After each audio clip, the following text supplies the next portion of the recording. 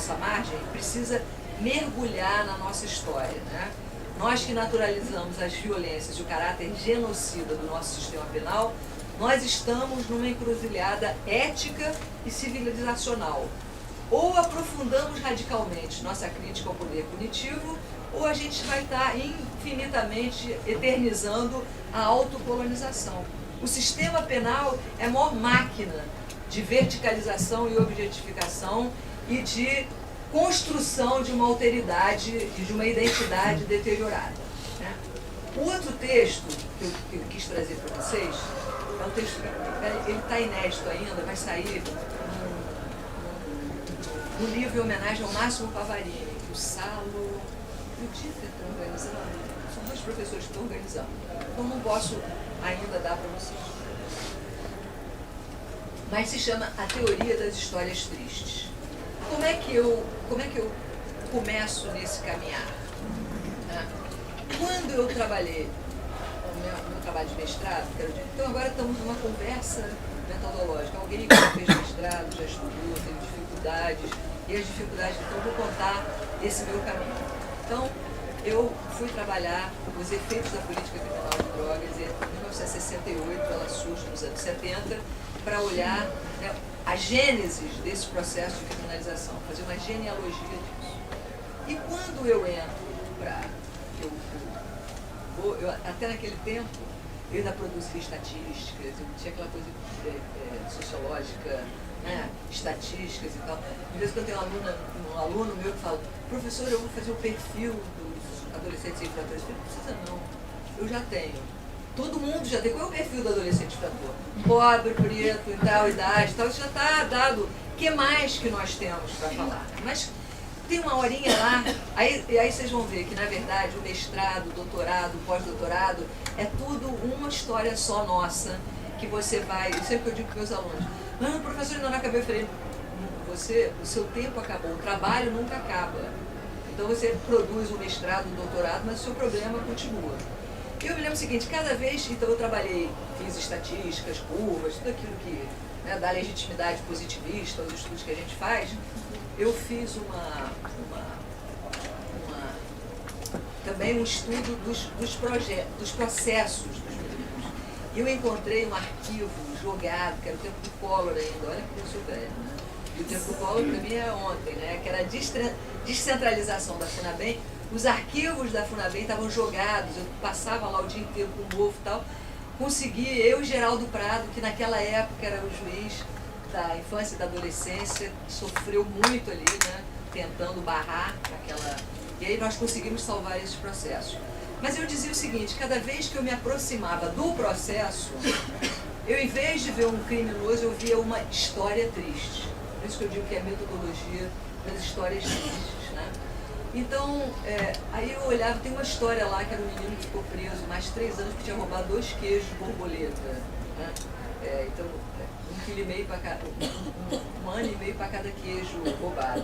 Tem uma outra história do menino que ele estava andando no túnel do Pasmado com roupas maiores do que as suas, que indicava que então eram roupas roubadas. Vai preso. Olha só, as famílias pobres, todos nós sabemos disso, passa a roupa de uma pessoa para outra, né? É assim que o irmão, às vezes a roupa ainda está meio grande, mas ele vai... Então o menino é preso por isso. E o título do meu livro, que chama Difíceis Ganhos Fáceis, é um laudo de uma psicóloga, que eu nunca vou me esquecer, né? Eu já tenho isso no decor, porque eu pensava: o que é o laudo? Eu achava que tinha projetos, manchas, que ia para uma coisa biológica, mas é puro senso comum criminológico. A leitura da história triste é objetificante e hierarquizante. Então ela fala uma coisa genial, coitada. Eu não botei o nome dela, sem nomes, no names, please, né? Ela dizia o seguinte: que o menino fingia para ela que já estava recuperado, mas o brilho no seu olhar, olha que cirurgião de tribunal inquisitorial maravilhoso, pelo brilho no olhar, ela captava que o menino ainda tinha desejos de coisas que não se coadunam com a vida de salário mínimo. Olha que beleza.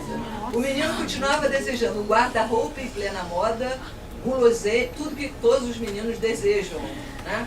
Então, aí dá mais pena para ele, mais um tempo de prisão, né? E o que eu estou dizendo é o seguinte, vamos focar na história triste, vamos contar a história desses meninos. Eu me lembro que uma outra que tinha, toda hora eu olhava, o menino foi preso por atitude suspeita. Aí eu comecei a botar numa pilha aqueles processos que tinham atitude suspeita. Aí falei, vamos ver o que é atitude suspeita para a polícia, tecnicamente, né? Imaginei alguém fazendo uma ligação direta no carro. Não, a atitude suspeita era meninos jogando bola no aterro, meninos na pedra do arcoador que fica empencado de gente para ver o pôr do sol. Então, os meninos negros andando pela cidade, se deslocando. E aí, quando eu fui trabalhar o medo na cidade do Rio de Janeiro, eu peguei os passaportes dos escravos na década de 30, depois da revolta dos malês. Os escravos não podiam se movimentar pela cidade se eles não tivessem o passaporte dizendo de quem era a propriedade, para onde que eles iam e de que horas que eles voltavam. Então, a atitude suspeita é uma permanência histórica de uma maneira de trabalhar o povo brasileiro como perigoso, né, o perigosismo que vem do positivismo, e conseguir, principalmente no Rio de Janeiro, com a cidade misturada, isso ninguém, o Lacerda tentou, mas não conseguiu desmisturar, né? E hoje em dia é ruim tirar o morro da Mangueira, fica difícil, né? Fica difícil, né? Então, mas aí, não sei, o que eu estava dizendo? Então, a atitude suspeita é uma maneira de controlar a movimentação dessa potente juventude popular. No governo Brizola eu estava no primeiro, o governo Brizola tinha um seminário enorme, aí tinha um modista, um costureiro. Como é que fala costureiro quando é chique? Estilista, maravilhoso, nunca me esqueço dele, que me deu uma lição de sociologia da vida, e para todo mundo que estava naquele auditório, negro, o nome dele era Alcino, não sei se está vivo ainda, e alguém falou, não, porque as populações carentes, ele levantou e fala, eu sou pobre, mas eu não sou carente. Não me chama de carente que eu não sou carente. Não fui eu que chamei, graças a Deus. Mas sempre eu digo, cuidado com as expressões carente. Carente, eu não sou carente, sou cheio de amor, sou cheio de... Né? Então, essa maneira de controlar a movimentação, esse é um padrão de funcionamento da polícia até os dias de hoje. Não é culpa do homem policial que está ali. Né? O homem policial, pelo contrário, ele é convencido de que ele é forte quando ele está muito armado e quando ele mata, e é quando ele está mais frágil, que é o que está acontecendo no Rio de Janeiro, que é uma coisa terrível. É lógico que se você olhar quantos policiais morrem, quantos autos de resistência tem, quantas balas perdidas, quantas pessoas morreram, você vai ver que é completamente desproporcional, mas a vida dos policiais na guerra também não é uma coisa fácil, né? Então, deixa eu ver aqui. Então, quando eu estudei o processo de educação, eu acho que a coisa mais importante do meu livro foram as histórias que eu vi e os laudos. A leitura positivista, já nos anos 80, que os especialistas faziam das histórias tristes. Pega um menino miserável que roubou 2 queijos e aí trabalha ele colonizadamente como um menino com propensão ao crime, que ele vem de uma área perigosa, a família dele não dá atenção, falta de pai, que é um negócio... Os povos africanos que vieram para o Brasil eram matrilineares. Então, o povo brasileiro não tem ausência de pai. As mulheres organizam tudo. Desculpem, rapazes, mas dizer que nas áreas populares, tanto que no Rio de Janeiro, os meninos podem dizer, tia, me dá um dinheiro. Não é tia de professora da escola. Tia é autoridade feminina. E nas favelas do Rio, isso é muito forte. Você quer fazer intermediação de conflito? Fala com as mães. Fala com as senhoras. Tem uma amiga minha que é psicóloga, que trabalha no sistema, e tinha um menino lá que é super difícil e tal. Ele falou, menino, mas você é assim o tempo todo? Ele falou, não, o tempo todo não. Quando eu estou com a minha mãe, eu não sou assim, não. Ela descobriu aquele momento dele, né? Então, o livro de criminologia do Zaffaroni, chamado A Palavra dos Mortos, ele quer exatamente trazer isso. Como é que a gente consegue recuperar, né? O grande historiador Carlo Ginzburg, o livro do Zaffaroni, A Palavra dos Mortos, tem a mídia, a acadêmica e a Palavra dos Mortos, né? Vou dizer, vítimas, entre aspas, do sistema penal. E o Ginsburg, que eu recomendo para vocês, que tem um livro, Carlo Ginsburg, tem vários livros traduzidos para o português, um deles se chama A História Noturna. O que ele faz? Ele trabalha com os processos inquisitoriais do século XIV numa região italiana chamada Friuli. Então, o processo dele tem uma analogia com o processo da psicanálise, que trabalha com detritos, atos falhos. Ele trabalha o paradigma indiciário. Gislene e Gisali trabalham muito isso. Como é que você reconstitui a vida dos escravos brasileiros se você só tem arquivos deles no penal? Que o Rui Barbosa, o Nilo sempre briga comigo. Rui Barbosa queimou todos os arquivos da escravidão. E ele falou, não, mas foi para não ter, faz a proteção do jurista, porque é um assassinato cultural fantástico. Né? Eu sei que na Bahia, por exemplo, há pouco tempo atrás, encontraram numa igreja arquivos, né? Mas então, o Ginsburg, ele propõe, como é que você faz para você trabalhar a bruxa, o que tinha por trás do estereótipo da bruxa, no inquérito oficial, que é a palavra dos vencedores. E aí, leiam, ele tem um outro livro, onde ele tem um artigo que se chama O Paradigma Indiciário. Agora esqueci o nome do livro. Mitos, emblemas e sinais. Ó, aqui, tá vendo? Mitos, emblemas e sinais. Onde ele... Então, nós temos que procurar indícios por trás do estereótipo. Né? E por isso que eu estou dizendo, vamos fazer uma metodologia das histórias tristes. E aí eu me lembrei, o Zaffaroni tenta fazer isso, né? No Rio de Janeiro, o Joel Rufino indicou a crítica da história pela literatura e a importância do delírio. Ele tem um livro que se chama Os 50 livros que ele escreveu, mas nunca vai entrar na academia. Eu acho que não tem um negro na Academia Brasileira de Letras. Roberto Marinho, Sarney, etc.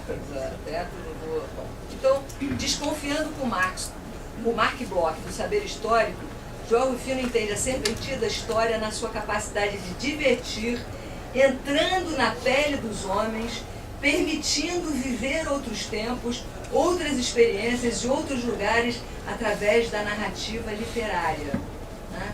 Então, aquela proposta antropológica do Eduardo Viveiros de Castro, nós temos que nos perder o objeto do antropólogo, é o que o Joel Rufino, nós temos que entrar na pele do menino, nós temos que conhecer a história dele, né? Então, para contarmos as nossas histórias tristes, a gente tem que entender, conhecer o lugar, conhecer a história. Só vai entender o problema do ônibus 474 no Ipanema, que traz a galera do Jacarezinho, você tem que conhecer o Jacarezinho e a história do Jacarezinho. Senão vai parecer o que a polícia do Rio de Janeiro fala, semente do mal. O mal brota das favelas, né? E aí daí saem traficantes, que são pessoas sem almas, né? Então, a literatura é uma fonte maravilhosa. Eu e Nilo amamos Machado de Assis, né? Eu trabalhei com Machado de Assis no Medo, na cidade do Rio de Janeiro, e o Nilo agora está fazendo uma história, ele falou isso para vocês? Ele é punk, né? Ele leu toda a obra de novo do Machado de Assis. Ele está fazendo o Machado de Assis jurista e criminólogo. Porque o Machado de Assis, como ele era negro, ele era um outsider na corte, ele estava na corte. Então, bom, tem um grande professor de crítica literária, até está tendo um seminário sobre a obra dele, que é o Roberto Schwartz, aqui de São Paulo, que ele tem trabalhos maravilhosos, críticas, um é As Ideias Fora do Lugar, ele tem momentos maravilhosos que ele mostra do Machado, mostrando de uma forma muito elegante, porque Machado de Assis eu li várias vezes já falei que a minha mãe era professora, obrigava a ler Machado. Então, eu li romances de Machado, Dom Casmurro, eu li como um romance quando eu tinha 11 anos, 12 anos. Quando eu li de novo, aí toda a hierarquia social brasileira, todo o mandonismo do homem branco proprietário, né? Tudo, as relações assimétricas, né?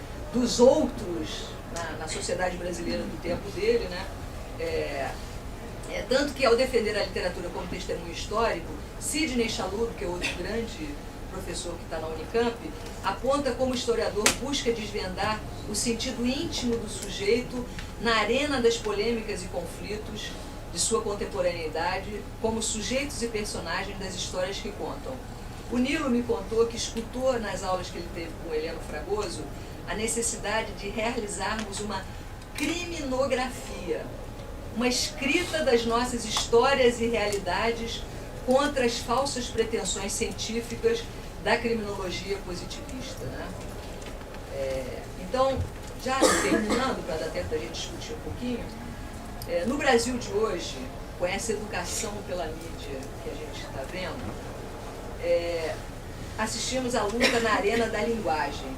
Nós perdemos a luta na hegemonia, na disputa pelos discursos. Quem escuta nós nas redes sociais? Se alguma vez alguém da Globo News me chamar para comentar um assunto de violência no Rio de Janeiro, ou eu estou com algum problema, ou a Globo News aconteceu alguma coisa diferente. Porque jamais sou chamada, graças a Deus não faço a menor questão, né? Porque aquilo ali é exatamente para manter essa hierarquização. Mas na arena da linguagem, a grande mídia e os governantes insistem nas categorias universais de narcotráfico e, antes era crime organizado, tem um texto maravilhoso do Zaffaroni que se chama Crime Organizado, uma categorização frustrada, onde ele mostra como crime organizado são sempre os outros, né? É uma maneira de classificar os outros. Pega o Jornal Nacional, vocês não vão ver hoje não, mas qualquer dia desse, narcotráfico, América Latina não produz narcóticos, né? Nem coca, nem maconha, muito menos, maconha é um remedinho, né? Maconha, comparado com o Rivotril, né? Eu nunca experimentei, mas Rivotril, nem maconha, mas não. O dano que pode fazer é uma besteira. Daqui a 200 anos, as pessoas vão rir, né? Em Israel tem um professor de 100 anos, outro dia, tinha esse velho professor da Universidade de Jerusalém, que trabalha com maconha em Israel há anos e anos atrás, ele perguntava, pela 10ª vez a jornalista, sei lá, aonde perguntava, do Globo, da Folha, do Estadão, perguntava, da Veja eu nem vejo, perguntava, mas o senhor tem certeza que não tem danos? Aí o cara, minha filha, eu tenho 89 anos, fumo maconha há 70 anos, olha pra mim, estou trabalhando aqui e tal. Então, nós nunca tivemos narcóticos. E a Rosa Delorme faz uma genealogia da expressão narcotráfico, que depois vai ter narco-guerrilha. No Rio de Janeiro, todos o tráfico agora está fazendo como guerrilha, agora é uma guerrilha, achou o acampamento, achou não sei o quê. Então, esses dois dispositivos, né, o dispositivo do narcotráfico e de organizações criminosas, nada ajuda a gente dar um passo à frente. Então, quando você pega as rebeliões carcerárias, tivemos uma crise, aí a questão penitenciária aparece no noticiário para depois desaparecer. E aí essas duas categorias, esses dois, como diria Foucault, dispositivos, narcotráfico e organizações criminosas, explicam tudo. Por que eles estão presos? Porque eles são de organizações criminosas ligadas ao narcotráfico. Tá? E por que eles estão em rebelião? Porque é uma guerra de facções. Então, e o que vai acontecer agora? Vão aumentar a pena para quem é facção, para o cara que está ali dentro. Então a gente fica nesse círculo vicioso, não compreendendo o que está acontecendo em Roraima, o que está acontecendo em Santa Catarina, gente. Santa Catarina é o lugar mais branco que eu conheço, né?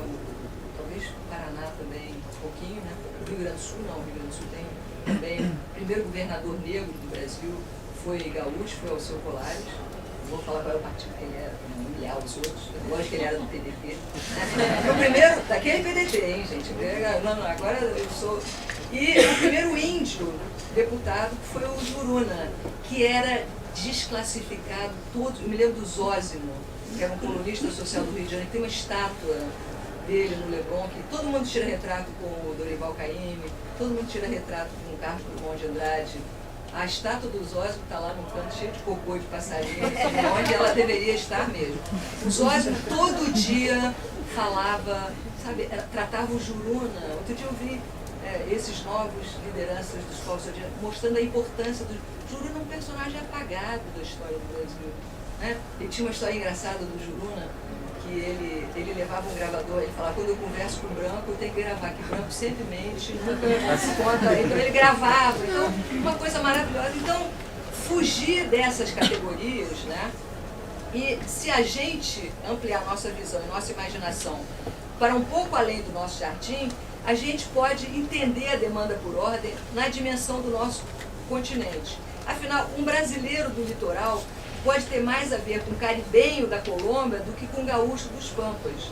Ao mesmo tempo, os povos amazônicos são atravessados por dinâmicas e fluxos que se encontram em todos os países que têm fronteira com a floresta, com a grande floresta.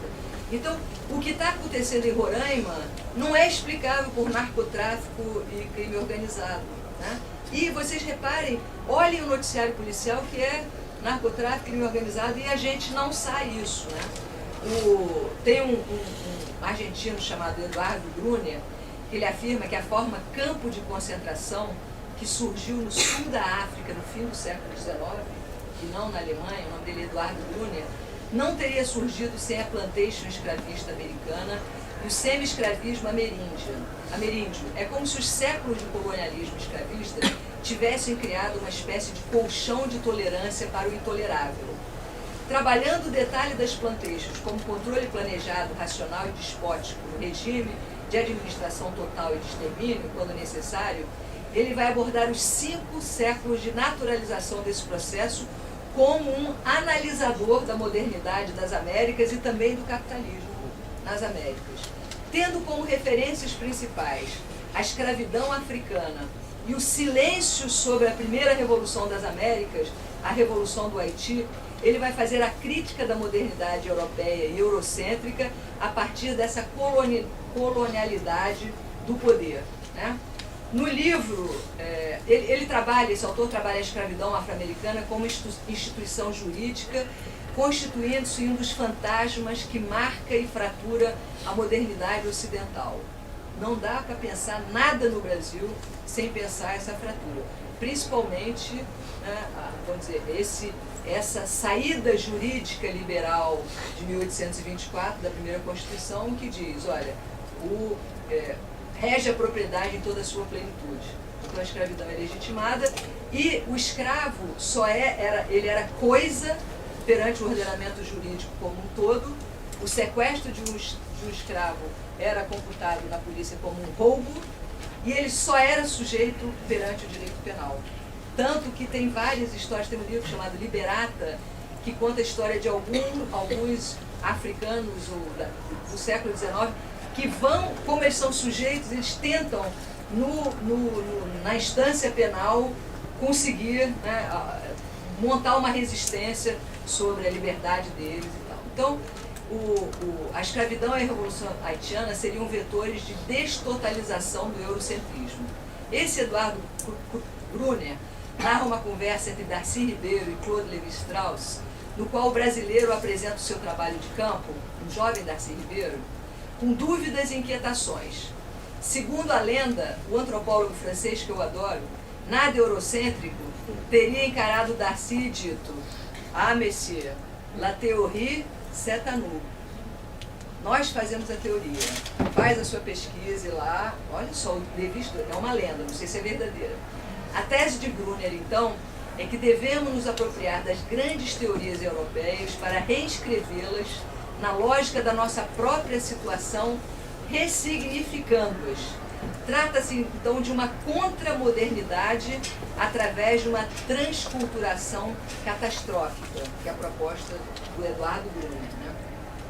Quando eu trabalho o medo como, vamos dizer, a linha de compreensão das políticas de truculência, o medo da rebelião escrava, né? Então eu digo o seguinte: em muitos anos de pesquisa e reflexão sobre a questão criminal, eu construí um total descrédito pela prisão. Qualquer pessoa que lê criminologia mesmo, né, não está só com um pedacinho positivista, e travar um conhecimento... Eu tenho a história de um policial que ele estava no auge de uma operação lá, quem conta isso é o Zacconi, estava numa operação policial, e o policial chega para ele e fala: "Doutor, se eu morasse aqui, eu também ia ter uma arma, eu também ia..." Essa compreensão quando a gente se debruça, né, sobre a prisão. Então, seu fracasso retumbante só se explica pelas suas finalidades ocultas. Concentração truculenta dos pobres e dos resistentes ao capitalismo. Ao propormos, então, que eu estou propondo aqui, uma opção metodológica pela narratividade e pelas histórias e histórias, pensamos em desvelar o que essas duas categorias, narcotráfico e organização criminosa, tentam esconder. Não conheci melhor e mais contundente crítica ao punitivismo da Lei Maria da Penha do que a descrição dos efeitos sobre a família em carne e osso com a prisão do agressor na pesquisa realizada por Marília Montenegro, da grandiosa Escola de Criminologia da Vera Andrade. A Marília Montenegro é uma feminista, abolicionista, pernambucana, que tem um grupo de criminologia chamado Asa Branca, e que ela trabalha, isso, eu sei que isso é uma discussão delicada, né, de trabalhar, né, os efeitos da Lei Maria da Penha, mas ela conta uma história, né, de uma mulher que denuncia o marido, um homem pobre, claro, e aí o marido é preso. Quando tem o julgamento do marido, ela vai com os filhos. Quando aparece o cara apanhou na prisão, a família e os filhos, ela, não era isso que ela queria, ela queria ser protegida, mas ela não imaginava, né? Então, essas histórias, né, eu me lembro que tinha uma aluna que fez sobre mulheres de presos. Ela falava, ela trazia escrito, estatísticas, coisas, professora, eu fui em Bangu hoje, a senhora não imagina, a senhora tem 20 anos, poxa, tem um monte de lojinha que em torno dos presídios tem toda uma economia aqui, isso também tem, né, e até uma economia que é já organizada por uma das empresas, né, uma das firmas, né. E aí ela dizia, pô, vende batom, você pode comprar roupa, pode fazer não sei o quê, pode trocar de roupa, se maquiar, tem cabeleireiro, tem para as visitas íntimas. Eu falava, bota isso no teu trabalho. Então, caderninho do etnográfico, na etnografia, muitas vezes a gente vai para o campo, já eu tento segurar os meus alunos que têm desejo de ir para o campo, né, doidos para ir para o campo, não adianta você ir para o campo, primeiro estrutura o que você quer, senão você acaba indo para o campo só para referendar as suas ideias, você vai com a sua categoria e você não vê nada. O campo tem que nos surpreender, nós temos que nos perder ali. As nossas categorias têm que ser enfrentadas à luz da nossa realidade, dos corredores sinistros. Olha, vai sair um livro, o lançamento dele vai ser dia 23 de setembro aqui em São Paulo, do menino que foi preso 7 meses em Bangu por causa das manifestações políticas, chamado Igor Mendes. Eu fiz o prefácio de um dos melhores livros que eu já li nos últimos tempos, se chama A Pequena Prisão. Ali, essa história é o maior livro de criminologia brasileiro, porque quem quiser saber o que é uma prisão brasileira, lê Memórias do Cárcere. Por isso que eu estou dizendo, metodologicamente, vamos deixar de ser objetivo e objetificante, né? Então, as teorias críticas nasceram da observação da realidade social, né? Todas, desde o livro do Rush até a teoria de Thorsten Selling, o rotulacionismo nasceu de uma pesquisa concreta. Então a gente só vai poder contribuir, brigar lá com o Levi-Strauss, que diz, não, Darcy, imagina, dizer isso para o Darcy ver, você não tem que pensar, pesquisa que a teoria é nossa. Nós só vamos poder contribuir ao debate teórico a partir do contato intenso com a nossa realidade. Tem que se perder na boca, se perder na favela, se perder na periferia, se perder na prisão, né? Produzindo uma radicalização do processo epistemológico, antropológico que o Eduardo Viveiros de Castro nos propõe, completamente descolonizante, né? Ser teoria da descolonização permanente do pensamento, né? E aí sim a gente pode produzir, fazer uma ressignificação, produzir a partir disso uma teoria criminológica. O problema do Nina Rodrigues, ele tinha uma discrepância tão grande entre a utensilagem que ele tinha e a realidade que ele vivia, que acaba doido, acaba, né, se converteu ao candomblé e é o maior racista teórico brasileiro. Para a gente não produzir teorias objetificantes, verticalizantes, nós temos que ir para os indícios, para as histórias, para as narrativas, para produzir, a partir da nossa realidade, aí sim, uma teoria crítica criminológica brasileira e latino-americana.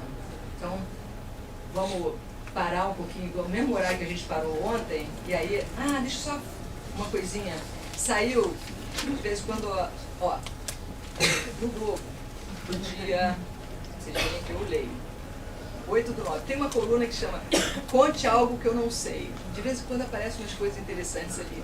E é uma entrevista com uma mulher, uma artista plástica, né, povos originários, boliviana, chamada Elvira Esperro Aica. Ela é diretora do Museu Nacional de Etnia e Folclore de La Paz e veio ao Rio fazer uma palestra no MAR. MAR é um museu, olha lá do La Paz, sobre indigenismo e museu, que é Globo, não sei o que é do amanhã, aquilo ali é tudo colonizado. Mas o povo dá outros sentidos.